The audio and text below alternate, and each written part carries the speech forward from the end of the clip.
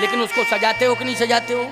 लेकिन शंकर जी के यहाँ तो डायरेक्ट सीधा प्रवेश, कोई व्यवस्था नहीं। पार्वती जी क्या लेके गई थी कैलाश पर्वत पर, जल्दी बोलो? आस्था लेके गई थी। और जिसके जीवन में आस्था होती है वो व्यवस्था से प्रभावित नहीं होता है। यहाँ जितने भी लोग आए हैं आस्था लेकर के आए हैं, यहाँ व्यवस्था लेके नहीं आए कि मुझे कहाँ बिठाला जा रहा है। देखिए वो पीछे ही बैठ गए, आपने खूब कहा आगे आइए बैठिए, वो जहाँ, ये क्या है? आस्था है। ये क्या है? आस्था है कि जहाँ जगह मिल जाएगी वहाँ हम बैठेंगे। यहाँ क्या सम्मान की बात है, यहाँ कौन व्यवस्था की बात है, ये तो आस्था का केंद्र है। इसलिए यहाँ हम आस्था लेकर के आए हैं, इसी को कहते हैं आस्था। पार्वती क्या लेके पहुंची है कैलाश पर्वत पर? आस्था लेके पहुंची। और जैसे आस्था लेकर के पहुंची, व्यवस्था से प्रभावित नहीं। भगवान शंकर ने कहा सुनो पार्वती, मेरे पास व्यवस्था नहीं है, लेकिन मेरे पास तुम्हारे लिए अगर देने के लिए कुछ है तो वो सम्मान है। मैं तुम्हें सम्मान दे रहा हूं। कैसा सम्मान? गोस्वामी जी कहते जान प्रियाति आदर कीन्हा, जान प्रियाति आदर कीन्हा, जान प्रियाति आदर कीन्हा, जान प्रियाति आदर कीन्हा, बाम भाग्या सनहर दीन्हा, बाम भाग्या बाम भाग्या सनहर दीना, बाम भाग सनहर दीना, बाम भाग आसन हर दीना, बाम भाग आसन हर दीना। बाम भाग में बैठो, मेरे बराबरी पर बैठो। पार्वती जी गई, आसन को प्रणाम किया कि मेरे पति ने मेरा आदर किया, लेकिन बैठी नहीं, बैठी नहीं। भगवान शंकर ने कहा बस यही तो समस्या है, अब है ही नहीं कुछ व्यवस्था, तो जहां व्यवस्था है वहां व्यवस्था दे रहा हूं और सम्मान दे रहा हूं। मेरे बगल में बैठ जाओ, यही सम्मान है, यही व्यवस्था है। मैं बैठा हूं, मेरे बाम भाग में बैठ जाओ, मेरी बराबरी पर बैठ जाओ। इससे बड़ा सम्मान और क्या होगा कि मेरी बराबरी पर बैठ रही हो। पार्वती जी ने कहा आप अन्यथा मत लेना, मैं सम्मान लेने के लिए नहीं आई हूं। फिर आपके हृदय में राम कथा रूपी भगवान है, उसे प्राप्त करने के लिए मैं आई हूं। और जो भगवान को प्राप्त करने के लिए जाता है और भगवान जिसके माध्यम से प्राप्त होता है उसकी बराबरी पर नहीं बैठता वो। देखिए आप कितना सुंदर भाव है। अब बोलो भाई, विवाह में वासना लेकर के पहुंची है पार्वती को, उपासना लेके पहुंची है, इसलिए सांसारिकता से परे है शिव पार्वती का विवाह।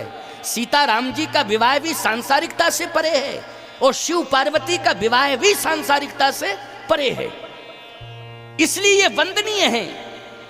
चाहे तो शिव पार्वती का दर्शन आप करें, चाहे सीता राम जी का दर्शन करें, बोलो उपासना आ जाती है दर्शन करते ही कि नहीं? उपासना का जन्म हो जाता है। आज पार्वती जी ने कहा आपके हृदय में भगवान बैठा हुआ है, इसलिए मैं भगवान का दर्शन करना चाहती हूं। और वो राम कथा रूपी भगवान। कौन सा भगवान? राम कथा रूपी भगवान। बोलो ये राम कथा हो रही है, ये ग्रंथ रामचरितमानस है। याद रखना, ये मत मानना ये कृति है। ये कृति के रूप में तो दिखाई दे रही है, लेकिन ये परमात्मा की आकृति है। लेकिन कृति के रूप में ये परमात्मा का ही स्वरूप है। बोलो ये ग्रंथ किसका स्वरूप है?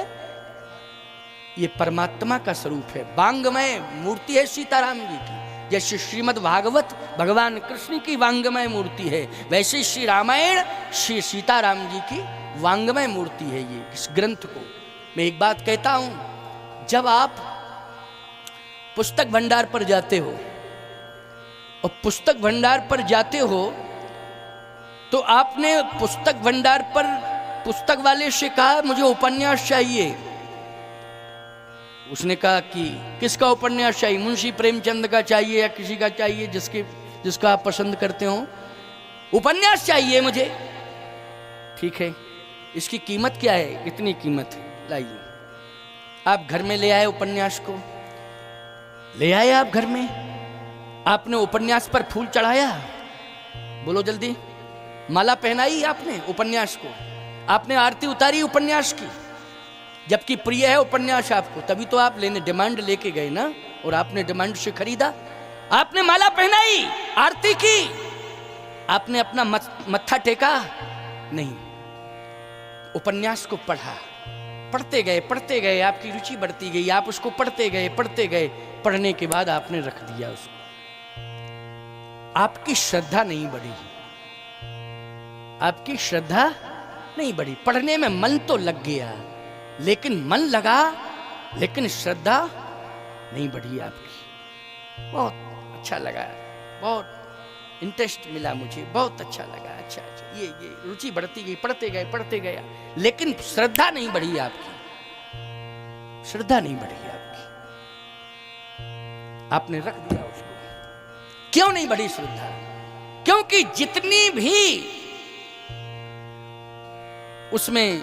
जितना भी उसमें साहित्य है, या जो कथाएं हैं, या जो प्रेम कथाएं हैं, उन संपूर्ण कथाओं का संबंध किससे है? उन प्रेम कथाओं का संबंध जगत से है, बोलो है कि नहीं? उपन्यास में जो प्रेम कथाओं का संबंध है वो किससे है? जगत से है। इसलिए आपकी रुचि भले ही बढ़ती गई हो, लेकिन श्रद्धा नहीं हुई उसके प्रति, क्योंकि उपन्यास का संबंध किससे है? जगत से है। आपने पढ़ के रख दिया, लेकिन आप धार्मिक पुस्तक भंडार पर गए, आप धार्मिक पुस्तक भंडार पर गए, आपने कहा कि मुझे रामायण चाहिए, गीता प्रेस गोरखपुर की। आपने जैसे ही रामायण, तो आपने ये नहीं कहा इसकी कीमत क्या है, निछावर क्या है, क्या कहा आपने? इसकी निछावर, ये कहा कीमत क्या है, निछावर क्या है? बोलो, ये शब्द निकला आपकी वाणी से, इसका मतलब है ग्रंथ के प्रति श्रद्धा है आपकी। क्यों? इसमें प्रेम प्रसंग नहीं है, जगत से संबंधित कोई वार्ता नहीं है, जगदीश से संबंधित वार्ता है। किससे संबंधित वार्ता है? जगदीश से संबंधित वार्ता है। जब आप घर में ले आए, तो सबसे पहले आपने उस स्थान पर रखा इसको जहां पर देवी देवता विराजमान है। क्यों रखा कि नहीं रखा आपने? और रखने के बाद आपने मस्तक भी झुकाया और माला भी पहनाई, और आरत श्री रामायण जी की कीरत कलित ललित सी पी की आरती उतारी आपने कि नहीं उतारी आरती? क्यों उतारी आरती? इस पुस्तक में जगत से संबंधित कोई वार्ता नहीं है, जगदीश से संबंधित वार्ता है। इसमें प्रेम कथाएं नहीं, इसमें राम कथाएं हैं। इसमें वासना नहीं है, इसमें उपासना है। इसलिए आपकी श्रद्धा बढ़ गई। क्या बढ़ गई? श्रद्धा बढ़ गई। दूसरा उदाहरण मैं और दे रहा हूं। आपने अखबार खरीदा 10 रुपए का, आपने पढ़ा, और पढ़ने के बाद आपने उसको रख दिया। किसी ने कहा पढ़ो, बोले रद्दी है ये। क्या कहा? क्योंकि एक बार पढ़ने के बाद वो क्या हो गया? रद्दी। किसी ने कहा भी बाबूजी अखबार को पढ़िए, मैं पढ़ चुका हूं और पढ़ो, नहीं रद्दी, अब ये रद्दी हो गया, पढ़ने के बाद रद्दी हो गया। कीमत क्या हुई? खरीदा था 10 रुपए का था, और जब पढ़ने के बाद कीमत रद्दी 50 पैसा या जो भी रद्दी भाव में चला गया, वो उसकी कीमत वो नहीं रही, रद्दी हो गया। लेकिन ईमानदारी से बताओ, रामायण आपने 151 रुपया निछावर दे के ली, निछावर दे के लाए आप, लेकिन आप पढ़ते हो, बच्चों से कहते हो पढ़ते रहना, और बच्चों से ये कह के जाते हो अपने बच्चों को भी रामायण पढ़ने के संस्कार देना। ये रामायण है, ये कृति नहीं है, ये परमात्मा की आकृति है। अखबार को रद्दी माना, उपन्यास भी रद्दी में चला गया, अखबार भी रद्दी में चला गया, लेकिन ग्रंथ के प्रति पीढ़ी दर पीढ़ी आपकी श्रद्धा बढ़ती गई। क्यों? अखबार में, उपन्यास में जितनी भी खबरें हैं संसार से संबंधित हैं, और इसमें जितनी भी खबरें हैं वो जगदीश से संबंधित हैं, जगत से नहीं है। तो जो जगत से जुड़ा है वो नश्वर हो गया है, और जो जगदीश से जुड़ गया वो अमर हो गया है। इसलिए ग्रंथ हमारे अमर हैं, क्योंकि जगदीश से जुड़े हुए हैं। इसलिए तुम भी जगदीश से जुड़ोगे, शरीर तुम्हारा चला जाएगा, ये नाशवान है शरीर, लेकिन कीर्ति अमर हो जाएगी। क्या अमर हो जाएगी? कीर्ति तुम्हारी इस जगत में अमर हो जाएगी। शरीर तो नाशवान है, शरीर तो जाता ही है प्यारे, लेकिन कीर्ति कभी किसी की मरती नहीं है। कीर्ति अमर करके जाओ। कीर्ति अमर कब होगी? जब तुम धर्म ग्रंथों से जुड़ोगे, देवी देवताओं से जुड़ोगे, सनातन संस्कृति से जुड़ोगे, तुम्हारी कीर्ति अमर हो जाएगी। आज पार्वती जी ने कहा, महाराज मैं बगल में इसलिए नहीं बैठ रही हूं क्योंकि भगवान को अगर प्राप्त करना है तो भगवान का दर्शन जो कराता है उसके चरणों में बैठना चाहिए, ना उसकी बराबरी पर बैठना चाहिए। बोलो। इसलिए एक भाव और है इस श्रोता दीर्घा में, क्या कि आज कथा के द्वारा आपको भगवत प्राप्ति होने जा रही है, इसके लिए आप नीचे बैठे हैं, शरणागति प्राप्त कर चुके हैं। आप क्या प्राप्त कर चुके हैं? शरणागति प्राप्त कर चुके हैं। बोलो, यही परंपरा है कि नहीं? प्रारंभ में मैंने तो वजनदार बताया ही था आपको, ये भी एक महिमा है, लेकिन शरणागति लेने वाला भक्त भी महिमा मंडित होता है। आपको मालूम है, गोस्वामी तुलसीदास जी कह रहे, राम ते अधिक राम कर दासा। राम से अधिक महिमा राम के दास की होती है। पार्वती जी ने कहा, महाराज क्षमा करना, हम आपके श्री चरणों में बैठेंगे। और पार्वती जी ने चरण पकड़ लिए। जैसे चरण पकड़े, इतने में देखा क्या, नंदी बाबा बैठे हैं। अच्छा बोलो भाई, पार्वती जी क्या लेके आई थी अपने साथ? पार्वती का वाहन अलग है, सिंह है। पार्वती जी का वाहन क्या है? सिंह है। पार्वती क्या लेके आई? जैसे ही पार्वती जी आई तो सिंह आ गया, क्योंकि जहां पार्वती वहां पर सिंह। तो लो, जैसे ही पार्वती जी बैठी तो तुरंत ही सिंह दहाड़ते हुए आ गया। अभी तक जब तक पार्वती नहीं थी तब तक सिंह नहीं आया था। अच्छा, नंदी बाबा बैल आराम से नंदी चैन की बंसी बजा रहे थे। बोलो, बजा रहे थे कि नहीं? और जैसे ही कैलाश पर पार्वती जी आई और दहाड़ता हुआ सिंह चला आया। नारद जी आ गए। नारद जी आ गए। नारद जी ने कहा, देखो बाबा, सिंह आ गया है, अब तुम्हारा नंदी नहीं रह पाएगा, क्योंकि जहां पर सिंह है वहां बैल रह सकता है। बोलो, सिंह जहां है वहां बैल नहीं रह सकता। बोले नंदी, और आप कहते थे नंदी के बिना हम रह नहीं सकते, और अब आ रहा है सिंह दहाड़ता हुआ चला रहा, अब नंदी के बिना रहोगे कि नहीं रहोगे?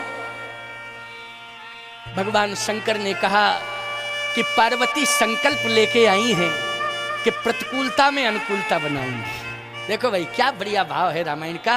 क्या संकल्प लेके आई हैं कि प्रतिकूलता में अनुकूलता। ये सिंह पार्वती का है, अनुशासन इन्हें देना है। किसे देना है? जो जिसके अंडर में रहता है उसके अनुशासन को मानता है कि नहीं मानता है? किसके अनुशासन को? जो जिसके अंडर में रहता है। सिंह किसके अंडर में रहता है? पार्वती जी के में। और जैसे ही सिंह आया तो पार्वती जी ने जैसे ही सिंह को देखा तो सिंह ने, नंदी बैठा था पास में ही, तुरंत ही सिंह को देखा और कहा, प्रणाम कर, ये मेरे पति देव हैं, तू मेरा दास है, वाहन है, प्रणाम कर। और सिंह ने बाबा, भोले बाबा के चरणों में अपना मस्तक रख दिया। नंदी बाबा प्रसन्न हो गए, चकाचक आनंद आ गया। लो, हमारे हाई कमान के आगे सरेंडर हो गया सिंह। देखा आपने, इसको क्या कहते हैं? अनुशासन। अनुशासन देश को महान बनाता है कि नहीं? तुरंत ही सिंह ने समर्पण कर दिया भोले बाबा के चरणों में, प्रणाम। पार्वती जी ने कहा, बैठ। एकांत में जाकर के सिंह बैठ गया। अभी मैं कथा सुन रही हूं, दूर बैठ। अच्छा, तुम कथा सुन रहे हो, वाहन को पास ही में रखे हो कि दूर? बोलो भाई, वाहन दूर है कि नहीं? ये नियम ही है वो तो, कि वाहन को यहीं लेके चले जाते रोनते हुए, तो गड़बड़ हो जाता कि नहीं हो जाता? यहाँ जनता बैठी है कि वाहन, हम तो हमारा वाहन और हम साथ ही में रहेंगे। पार्वती जी ने कहा, मैं कथा सुन रही हूँ, दूर बैठ, तू वाहन है ना, दूर बैठ। अच्छा, तो सिंह बोला कि भोले बाबा का वाहन तो पास ही में है। कहा, जो वक्ता होता है वो मंच के पास ले जाता है अपने वाहन को। क्यों भाई? एक सुविधा, ये वक्ताओं को सुविधा दी जाती है। क्यों भाई? महाराज जी हैं, स्वामी जी, जरा पास ही में उतारो उनको, उनके लिए स्पेशल बनाया जाता है। शंकर जी वक्ता हैं, इसलिए स्पेशल वाहन उनका, वक्ता का वाहन मंच तक जाता है। बोलो, जाता है कि नहीं जाता है? लेकिन श्रोता का वाहन पंडाल के बाहर रहता है, इसलिए चुप। सिंह बोला, ठीक ठीक, बैठ, शांति से दूर बैठ। सिंह दूर बैठ गया। अब आप विचार करना, प्रतिकूलता में अनुकूलता बनी। बोलो, प्रतिकूलता में अनुकूलता बनी। बोलो बनी अनुकूलता कि नहीं? एक तो विचार मैंने ये दिया, पार्वती जी संकल्प लेके आई थी, वहाँ भोले बाबा ने ससुराल में पूरी अनुकूलता बनाई, और यहाँ पार्वती जी ससुराल में अनुकूलता बना रही है। संग दूर बैठ गया, जबकि संग पहुंच जाए तो बैल के प्राण बचेंगे क्या? है प्रिय आहार है पशु सिंह का, बैल को तो सबसे ज्यादा वो पसंद करता है। दूर बैठ गया और सिर झुका के बैठ गया। अब आप सुनना जरा, बहुत अच्छी बात है। कुछ दिन के बाद, सुनो जरा, कुछ दिन के बाद कार्तिकेय जी आए। कार्तिकेय जी जैसे ही आए तो मोर आ गया। अब मोर आ गया तो नारद जी फिर आ गए, बोले देखो बाबा, हमने कहा था ये सांपों वापों को अलग कर दो, कहते थे ये मेरे आभूषण श्रृंगार हैं, अब आ रहा है मोर, बचाओ इनको, बचाओ। कैसे बचाओगे? क्योंकि मोर आएगा तो सर्प रहेगा क्या? मोर जहां रहता है वहां सर्प नहीं रहता है। अगर पार्वती ना आई होती तो कार्तिकेय कहां से आते, और कार्तिकेय ना आते तो मोर कहां से आता, और मोर नहीं आता तो सर्प नहीं भागते। अब सब भाग जाएंगे सर्प, बचा पाओ तो बचा लो। प्रतिकूलता आ गई कि नहीं आ गई? शंकर जी ने कहा देखता हूं, अब तो समस्या है तो है ही है। और जैसे ही कार्तिकेय का जन्म हुआ तो मोर आने लगा, मोर आने लगा। प्रभाव है वो तो कार्तिकेय होंगे तो मोर आएगा, मोर आने लगा। तो तुरंत पार्वती जी ने कहा बेटा तुम मेरे बेटे हो, माँ बाप के अनुशासन में पुत्र को रहना चाहिए, अनुशासन में रहना चाहिए। अनुशासन महान बनाता है। तुम संसार में महान बन जाओगे, लेकिन अनुशासित जीवन जीना है। कार्तिकेय जी ने कहा बिल्कुल माता जी, क्यों नहीं, जरूर। अब मोर आ रहा था तो नारद जी ने कहा मोर तो चला आ रहा है। तो कार्तिकेय जी ने तुरंत कहा कि ये मेरे माता पिता हैं, इनको प्रणाम करो, और जहां से आ रहे हो वहीं से प्रणाम करते हुए आओ। अब मोर सिर झुका के चला आ रहा। अच्छा ईमानदारी से बताओ, जब मोर सर्प को देखेगा ही नहीं तो सर्प का क्या बिगड़ेगा? जब देखा तब ना बिगड़े। अब सिर झुका के चला आ रहा है, और जैसे ही आया तो सीधा चरणों में गिर गया। अब सर्प निश्चिंत हो गए कि जब मेरे हाई कमान के आगे ही सरेंडर हो गया मोर, तो अब मेरा ये मोर कुछ बिगाड़ने वाला नहीं है। और सर्प अब तो मस्ती से जो है भोले बाबा के शरीर में लिपटे हुए हैं। इसका मतलब है कि प्रतिकूलता में जहां मोर होगा वहां सर्प नहीं होंगे, लेकिन मोर अपनी जगह बैठ गया और सर्प अपनी जगह भोले बाबा के शरीर में लिपटे हुए हैं। दोनों अपनी अपनी जगह सुरक्षित हैं। अब आप देखो, गणेश जी आए, और जैसे ही गणेश जी का जन्म हुआ तो तुरंत चूहा आ गया। और जैसे अब नारद जी ने कहा अब दिशा बदल गई। अभी तक तो खाने वाले आ रहे थे, अब गणेश जी का वाहन ऐसा आया है कि सर्पों का आहार है। अब तो शंकर जी के सर्प खाएंगे। तो अब जब बाप के जो गण होंगे, क्यों भाई, वही अगर घर में दहचाल मचाना शुरू कर दें, खाना पीना शुरू कर दें, डिस्टर्बेंस, तो फिर बाप बेटे में विरोधाभास हो जाएगा कि नहीं हो जाएगा? क्यों हो जाएगा कि नहीं हो जाएगा? अब क्या होगा? जैसे चूहा आया गणेश जी का वाहन, तो शंकर जी ने कहा सर्पों से, क्यों, क्या सोच रहे हो, भूख लगी है? क्योंकि सर्प अगर चूहे को देख ले तो मान नहीं सकता है बिना खाए। जैसे 56 प्रकार के व्यंजन बने हों, अगर रसगुल्ला दिखाई दे जाए तो सबसे पहले दृष्टि रसगुल्ले ही पर जाती है कि नहीं जाती? क्योंकि ये आइटम बड़ा मुलायम और टेस्टी होता है ना, तो रसगुल्ले पर जाती है दृष्टि। बोलो जाती है कि नहीं जाती है? और तो व्यंजन बाद में पाए जाएंगे, पहले रसगुल्ला। ऐसे सर्प के आहारों में चूहा है रसगुल्ला। क्या है सर्प की दृष्टि में, आहारों में? रसगुल्ला। देखता है चूहा और तुरंत चूहे को ग्रहण कर लेता है सर्प।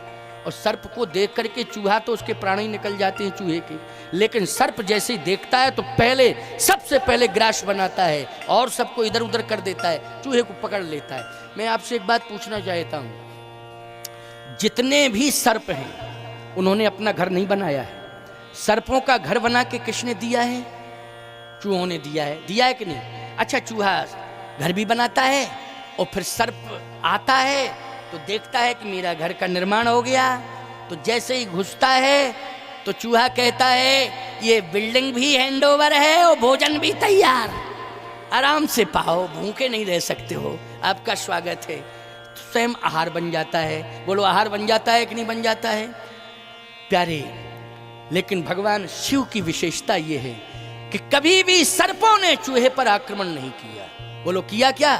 सर्पों ने कभी चूहे पर आक्रमण किया हो तो बताओ। चूहा अपनी जगह मस्त है, सर्प अपनी जगह मस्त है। बोलो प्रतिकूलता में अनुकूलता है कि नहीं है? अनुकूलता, प्रतिकूलता में अनुकूलता। और आप देख लो, भगवान शंकर के मस्तक पर चंद्रमा है, चंद्रमा में सदा अमृत रहता है और गले में जहर है। अच्छा, जहां पर अमृत होगा वहां जहर का अस्तित्व रह सकता है? कोई आदमी मर गया हो, अमृत की 2 बूंद डाल दो उसके मुंह में, तो बोलो जिंदा हो जाएगा कि नहीं हो जाएगा? वहां जहर का अस्तित्व खत्म। लेकिन विचारवान श्रोताओं विचार करना, आज तक की तारीख में बोलो जहर है शंकर जी के कंठ में कि नहीं? और चंद्रमा में अमृत है कि नहीं? इसलिए उनका एक नाम है नीलकंठ। बोलिए नीलकंठ भगवान की। बोलो नीलकंठ नाम है कि नहीं? आज तक की तारीख में नीलकंठ नाम बदला क्या? आज भी गले में जहर है, विष है। जहां अमृत होगा वहां विष रह नहीं सकता है। लेकिन शिव दोनों को रखे हुए हैं, विष भी है और अमृत भी है। बोलो प्रतिकूलता में अनुकूलता है कि नहीं?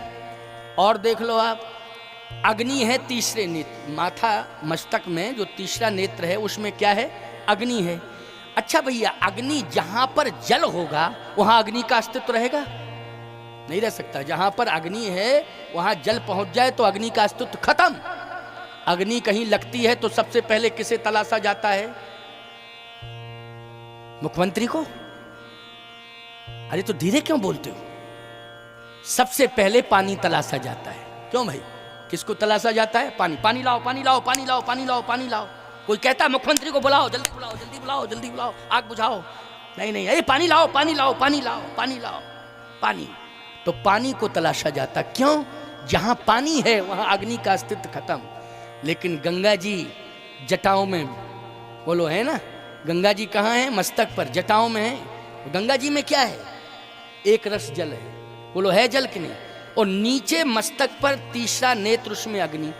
अग्नि ऊपर हो जल नीचे हो तो अस्तित्व रहेगा, लेकिन जल ऊपर हो अग्नि नीचे हो तो अस्तित्व अग्नि का रहने वाला नहीं है। लेकिन आज तक गंगा जी अग्नि का वास है तीसरे नेत्र में। क्या तीसरे नेत्र की अग्नि को प्रभावित कर पाई गंगा जी? बोलो जल्दी। जबकि गंगा जी अग्नि का छोटा सा स्वरूप है तीसरे। अच्छा, नेत्र कितना बड़ा होता है? 5 किलोमीटर का? हाँ, तो फिर बताते क्यों नहीं हो कि छोटा सा होता? कह दिया करो कि छोटा सा होता है, चुप रह जाते हो ऐसे। अरे आंख तुम्हारे नहीं है क्या? क्या किलोमीटर की आंख है? आंख की एक सीमा है। बोलो है सीमा कि नहीं? अच्छा एक बात बताएं, हाथ बढ़े कोई समस्या नहीं, मूछ बढ़े कोई समस्या नहीं, दाढ़ी बढ़े कोई समस्या नहीं, थोड़ी बहुत नाक भी बढ़ जाए तो कोई, आंख बढ़े तो अच्छा आंख बढ़े समस्या है, मूछ बढ़े कोई बात नहीं, दाढ़ी बढ़े कोई बात नहीं, नाक बढ़े, कान बढ़ जाए कोई बात नहीं। आंख बढ़ी तो लोग कहते आंख निकाल रहे हो क्या? खबरदार, आंख पकड़ लेंगे, निकाल लेंगे तुम्हारी अगर हमारे सामने आ, क्योंकि आंख बढ़ेगी तो निकली हुई दिखाई देगी। तो लोगों को सबसे ज्यादा यही विरोध रहेगा कि नहीं रहेगा? किसका विरोध? मूछ का विरोध कि दाढ़ी का कि कान का कि नाक का? बोलो आंख का विरोध। आंख बढ़ेगी, आंख निकलेगी तो लोग कहते आंख निकाल रहे हो हमारे सामने, आते हो आंख निकाल के चले जाते हो, आंख निकाल लेंगे पकड़ के तुम्हारी। तो आंख बढ़नी नहीं चाहिए, समझ गए हो कि नहीं? आंख जो है बढ़नी नहीं चाहिए, इसलिए आंख की एक सीमा है। मैं आपसे पूछना चाहता हूं, आंख है तीसरे नेत्र, आंख नेत्र, और नेत्र में अग्नि है तो सीमित अग्नि होगी कि नहीं होगी? और गंगा जी सिर के ऊपर कितना जल है कल्पना करो, गंगा जी में, गंगा जी में कितना जल है? कोई मापदंड है क्या? कोई माई का लाल बता सकता है कि जाकर के गंगोत्री से लेकर के गंगा सागर तक गंगा जी गई हैं, इतना जल है? कोई नहीं बता सकता है। अपरिमित जल है, निकलता जा रहा, बहता जा रहा है, समुद्र में प्रवेश करता जा रहा है। गंगा में अथाह अपरिमित जल है, अग्नि का सीमित भूभाग है, क्षेत्र है, सीमित भूभाग है, लेकिन अपरिमित गंगा का जल सीमित अग्नि का कुछ भी बिगाड़ नहीं पा रहा है। बोलो क्या समाप्त कर पाया तीसरे नेत्र की अग्नि को? गंगा का जल नहीं, अपनी मर्यादा है कि नहीं? इसका मतलब है प्रतिकूलता में क्या है? अनुकूलता है। तो शिव जी भी अपने अंगों में प्रतिकूलता में अनुकूलता बनाए हैं, अपने गणों में भी प्रतिकूलता में अनुकूलता बनाए हैं। पार्वती जी अपने गणों में प्रतिकूलता में अनुकूलता बनाए हुए हैं। इसलिए मैं एक बात कहना चाहता हूं, कान खोल करके सुन लेना। आज देश के अंदर अगर एकता आ सकती है, प्रतिकूलताओं में अनुकूलता आ सकती है, तो केवल एक ही देव है, महादेव, और कोई देव नहीं है। जो भगवान शंकर जल, अग्नि, विष, अमृत, बैल, सिंह, चूहा, सर्प, इन सबको एक साथ रख सकते हैं, उन्हीं समूह के प्रसाद से समुद्भूत श्री रामचरितमानस की राम कथा में ये ताकत है कि जो भी सुनेगा उसके परिवार, समाज और देश की संपूर्ण प्रतिकूलताएं अनुकूलता में परिणत हो जाएंगी। यह है सत्संग का प्रभाव। इसलिए सत्संग को सुनना चाहिए, सत्संग होना चाहिए, सत्संगी बनना चाहिए। पार्वती जी ने चरण पकड़ लिए, अब तो प्रतिकूलता में अनुकूलता बन गई। अब भगवान शंकर ने कहा क्या चाहती हो? तो पार्वती जी ने कहा राम कथा सुनना चाहती हूँ। राम कथा? हाँ, और वो राम कथा सुनाइए आप। कौन सी राम कथा? पार्वती जी कहती कथा जो सकल लोक हितकारी, और सोई पूछन चाह सैल कुमारी। सोई पूछन चाह सैल कुमारी। कथा जो सकल लोक हितकारी, वो कथा सुनिए जो लोक हित करने वाली कथा हो। अच्छा बोलो, आप जो कथा सुन रहे हैं इसमें लोक हित छिपा हुआ है कि नहीं छिपा है? बोलो जल्दी। लोक कल्याणकारी कथा हो रही है कि नहीं? कथा तो हो रही है, लेकिन आपके परिवार और समाज की व्यथा को कैसे दूर किया जाए, इस पर चिंतन हो रहा है। पूरी कथा में प्रारंभ से लेकर के अभी तक पूरा इसी पर चिंतन चल रहा है, इसी पर प्रेरणादायी कथा है। कथा जो सकल लोक हितकारी, सोई पूछन चाह शैल कुमारी। हे स्वामी वही कथा सुनाओ। भगवती पार्वती जी ने केवल ये कथा सुनाओ। शंकर जी ने कहा कथा कहीं से भी शुरू की जा सकती है, लेकिन तुम ये बताओ कि कथा मैं कहाँ से कहूँ। तो पहला प्रश्न पार्वती जी ने किया है। देखो 9 प्रश्न प्रथम बार हुए हैं, इसके बाद 14 प्रश्न हुए हैं, इसके बाद 84 प्रश्न हुए हैं। ये पूरी राम कथा का रहस्य है। पहली बार में 9 प्रश्न, इसके बाद में दोबारा में 14 प्रश्न, इसके बाद 84 प्रश्न, और पूरी राम कथा बालकांड से लेकर के उत्तरकांड तक पूरी कथा हो गई।